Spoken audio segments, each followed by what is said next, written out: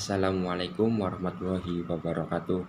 Perkenalkan, nama saya Trifiki Ahmad Maulana dari Universitas Muhammadiyah Cirebon, Prodi PGSD dari SD 18A3. Di sini saya akan menjelaskan hadis tentang munafik dan saya sini akan membacakannya.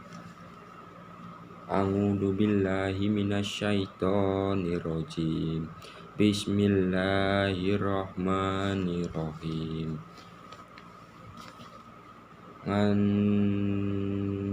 Ngan abdi lahi min amri wa anana pian shola Allahu alaihi wasallam qala la arba'ata matahun nafihi kana munafihon kholisiso wa mang kana syafi'i khodolatun minhunna kanasfihi khodolat minal nafai kajaba wa id ngahada khodaro wa id jasamana fasyaro.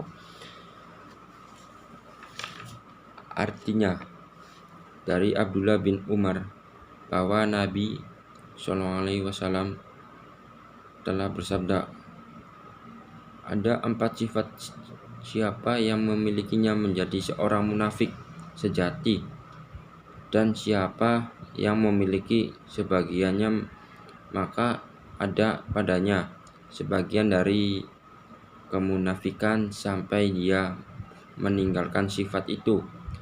Yang pertama, apabila diberi amanat berkhianat. Yang kedua, apabila berbicara ia berdusta. Yang ketiga, apabila berjanji ia menyalahi. Yang keempat, apabila bertengkar ia curang. HR Al-Bukhari nomor 89 dan Muslim nomor 58.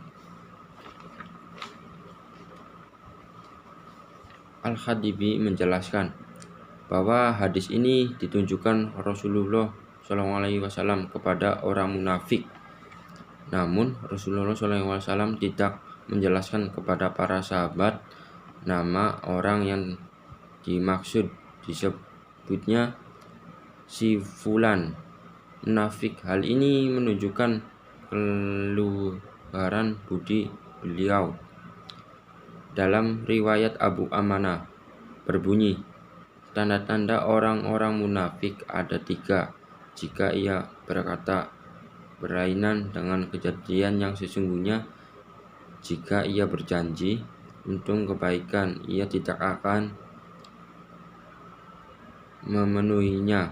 Jika ia diberi kepercayaannya menjalani harta, rahasia atau titipan, ia kerjakan hal-hal bertentangan dengan apa yang diperintahkan Allah kepadanya dan ia berkhianat kepadanya. Ketiga tanda tersebut dikhususkan Rasulullah karena ketiganya meliputi perkataan, perbuatan, dan niat yang saling bertentangan. Sanad paling sahih yang bersumber dari Ibnu Umar adalah yang disebut silsilah az-zahab, silsilah emas, yaitu Malik dari Nafi dari Abdullah bin Umar, sedangkan paling jilaf Muhammad bin Abdullah bin Al-Aqsa dari bapaknya, dari kakeknya dari Ibnu Umar.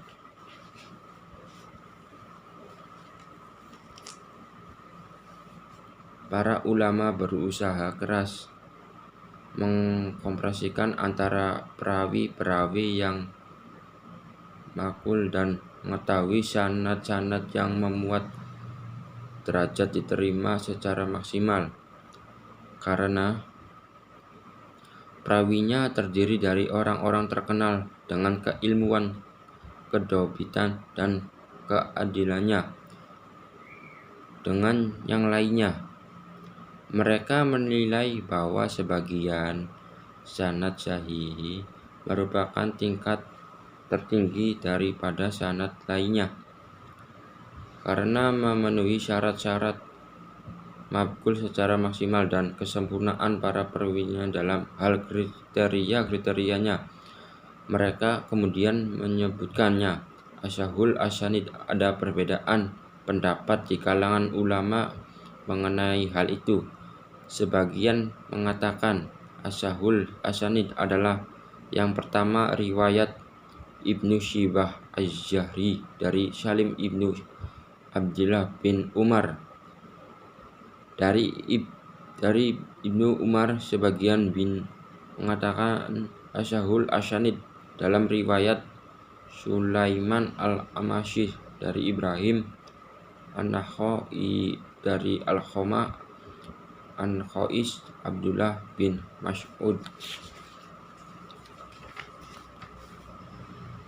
Yang kedua, Imam Bukhari yaitu dan yang lain mengatakan Syahahul Asanid adalah riwayat Imam Malaikat Ibnu Anas dari Nafi Maula Ibnu Umar dari Ibnu Umar. Dan karena Imam Asy-Syafi'i merupakan orang yang paling utama yang meriwayatkan dari Imam Syafi'i, maka sebagian ulama mutakhirin cenderung menilai bahwa Ashihul Asanid adalah riwayat Imam Ahmad dari Imam Syafi'i dari Imam Malik dari Nafi dari Ibnu Umar RA.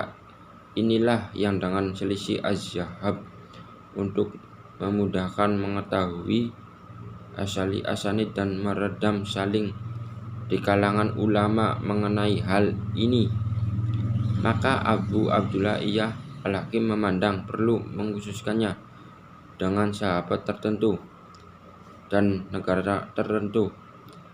Ibnu Umar masuk Islam bersama ayahnya saat ia masih kecil dan ikut hijrah ke Madinah bersama ayahnya pada usia 13 tahun. Ia ingin menyertai ayahnya dalam perang Badai, namun Rasulullah menolaknya.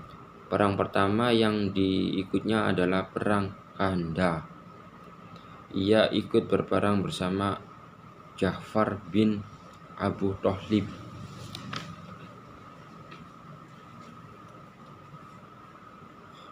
Khalifah Utsman bin Affan pernah menawari Ibnu Umar untuk menjabat sebagai hakim, tapi ia tidak mau menerimanya setelah Utsman terbunuh. Sebagian kaum muslimin pernah berupaya membaiknya menjadi khalifah, tapi ia juga menolaknya. Ia tidak ikut campur dalam pertentangan antara Ali bin Abi Thalib dan Muawiyah bin Abu Sufyan. Ia cenderung menjauhi dunia politik meskipun ia sempat terlibat konflik dengan Abdullah bin Jabur yang pada saat itu telah terjadi penguasa Makkah. Ibnu Umar adalah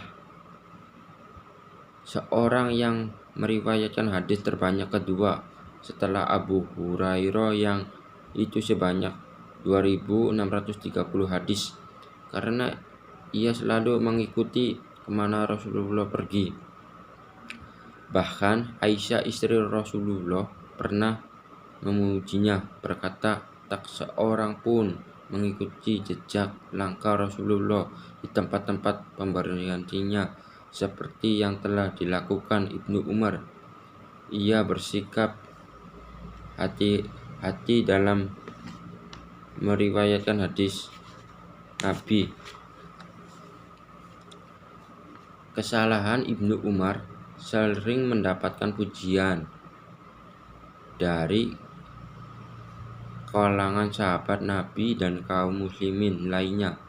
Jabir bin Abdullah berkata, tidak ada di antara kami disenangi oleh dunia dan dunia disenangi kepadanya. kecuali Umar dan putranya Abdullah. Umar hidup pada masa yang sebanding dengan dia, sementara Ibnu Umar hidup pada masa yang tidak ada seorang pun yang sebanding dengan dia. Sekian video dari saya. Apabila ada kekurangan dan kelebihannya, sekian video dari saya. Wassalamualaikum warahmatullahi wabarakatuh.